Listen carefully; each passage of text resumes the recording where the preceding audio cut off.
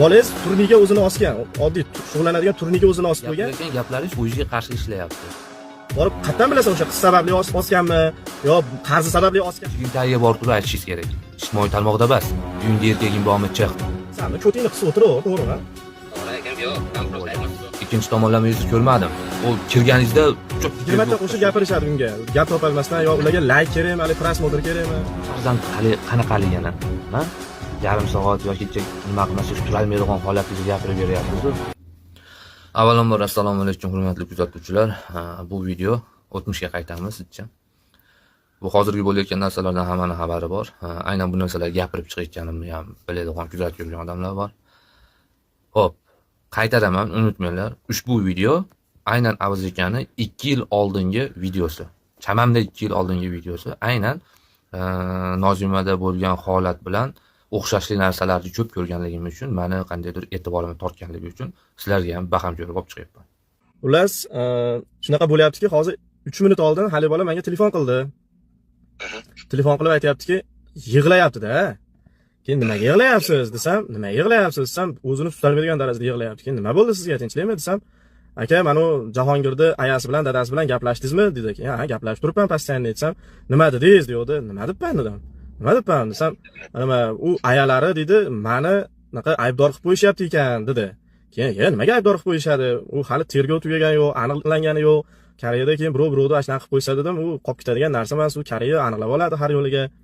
Unaqa bo'lishi mumkin emas. U Qozog'istondagilar qatdan bilyapti ekan sizni qo'lingiz borligini. Albatta melisalar biladigan yo'q hali desam, ayasi shunaqa deb aytib shekilli dedi. Qaysidir bitta kanalda dedi, Instagram kanalda dedi, shunaqa qilib yoritishibdi meni deb yig'ladi. Men ko'rganim ham yo'q o'zi u kanalni.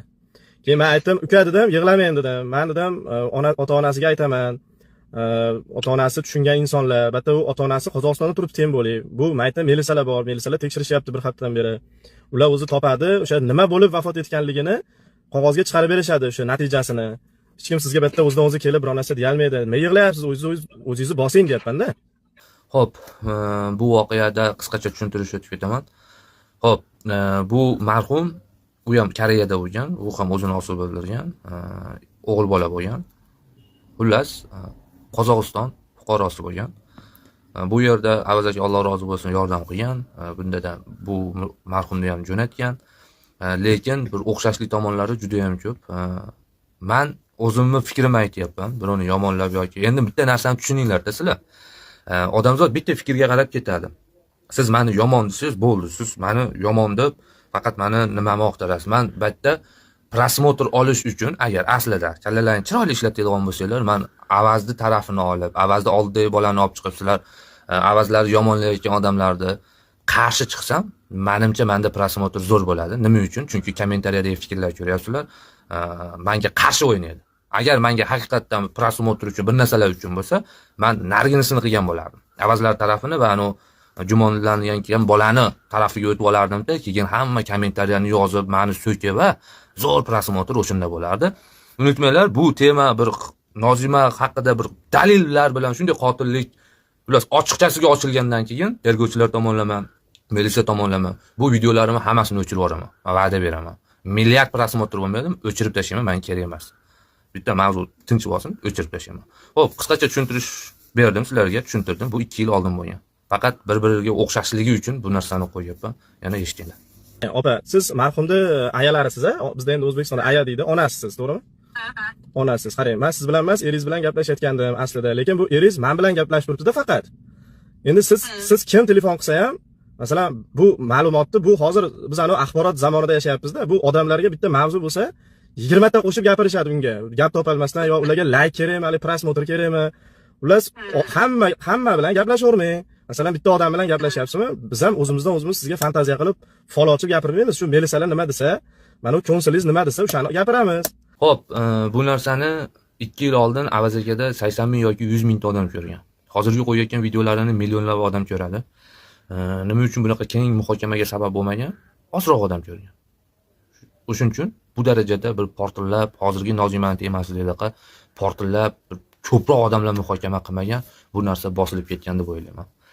Va xo'p, yana eshitishlaring mumkin. Nima dedi sizga? Shunday o'g'lingiz bilan biron bir axborot bo'ldimi? Nima haqida gaplashdingizmi? bizlarda shunday hamma gumonsirayapti degandan keyin man aytdim, man gumonsirayapman deb aytmadim. Shunchaki o'g'lim shunaqa deb aytib o'tuvdi deb aytdimda, man точно shu xonadoshi shunaqa qildi. Yo, sizga o'sha bola telefon qilib, men konsulstvadanman dedimmi? Ha, Konsulstvada nimani Koreyadagi Qozog'iston elchixonasida ishlar ekan bu bola. Samat shunayman dedi, men tanimasam bu Samatni. Kimga yoqsa yoqmasa, bolangiz turniga o'zini osgan, oddiy shug'ullanadigan turniga o'zini osib qo'ygan, hech kim aybi bo'lmagan.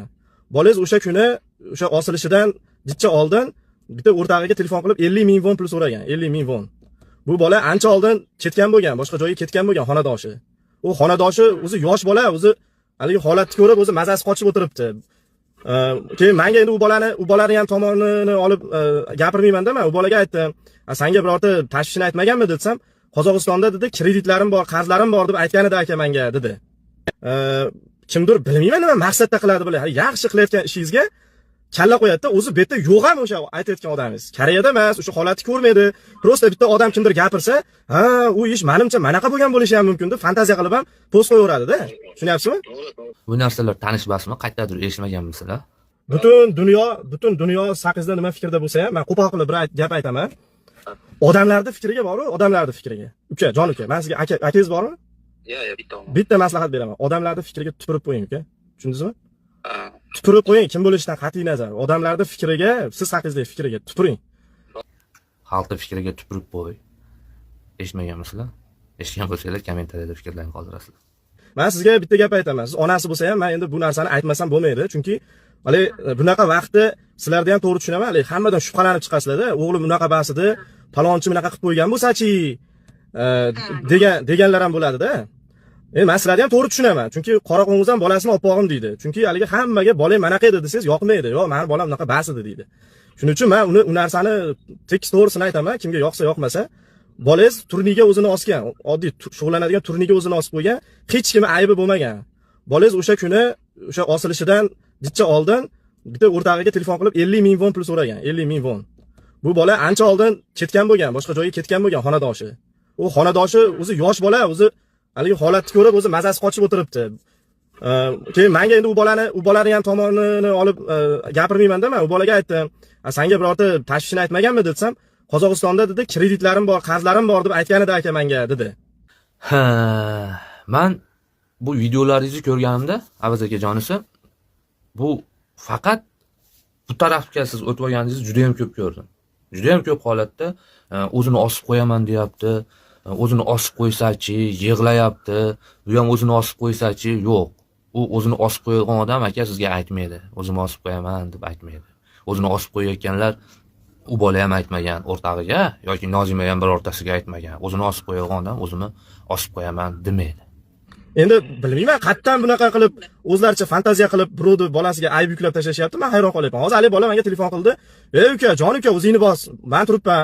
Ali kerak bo'lsa seni video qilib, o'sha Melisa xulosasini ham ota-onasiga kopiya qilib jo'natib beraman. Jon uka, sen ham birovni bolasisan. O'zingni bos. Men turibman, hech kim senga qamamaydi ham, hech nima qilmaydi. Nabarot biz senga rahmat aytishimiz kerak. Yaxshi ham o'sha xonadosh ekansan. Sen ko'rib olmaganingda bir oy ham qolib ketardi o'sha yerda", dedim men. Aytdiki, o'zini o'zi osgan u bu.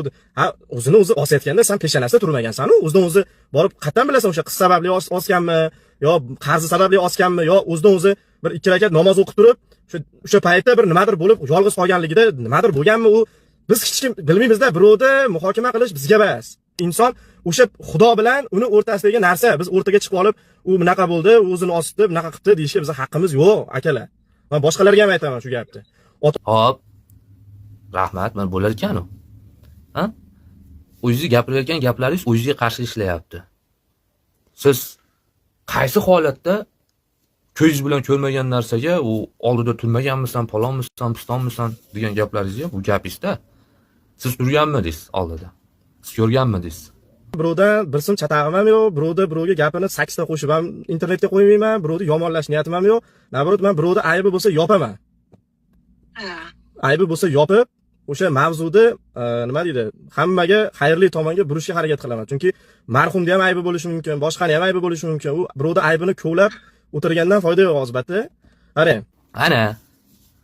Siz orqasidan ochib bo'ldingiz-ku, siz ochdingiz-ku bu narsalarni. Ha? Siz gapirib chiqdingiz-ku. Men nima uchun boshladim bu narsani? O'shingacha boshlamadim. O bitta videoyingiz bor, ko'pchilik ko'rgan. Erkaging bormi? Chaq, uyingda erkaging bormi? To'g'ri, uyda bo'lsa ham bunaqa ijtimoiy tarmoqqa chiqib, siz endi blogersiz. Shu ijtimoiy tarmoq faolisiz. Siz u narsani u oilani eshigini tagiga borib turib aytishingiz kerak. Ijtimoiy tarmoqda emas. Uyingda erkaging bormi chiq deb. Men aynan o'sha videoyingizdan keyin